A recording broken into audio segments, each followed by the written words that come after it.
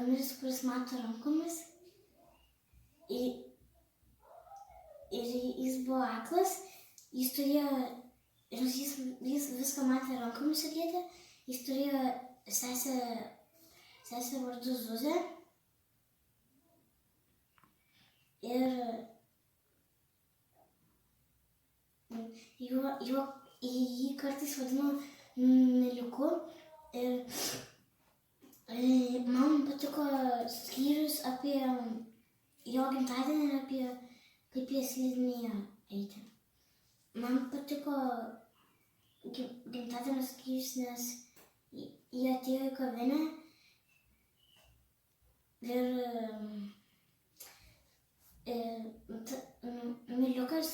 Kamilis paprašė padavėjo, kad užsakytų raganus katiliuką, bet jo nebebuvo. Ir mama pasakė, užsisakyk kažko kito. Ir tada vienas vyras valgė tą katiliuką paskutinį laukį. Ir iš jo pradėjo juoktis, kad jam nebeliko to raganus katiliuko. Ir jis užsisakė, tas Kamilis nusivylė, bet užsisakė kitą patiekalą tortą.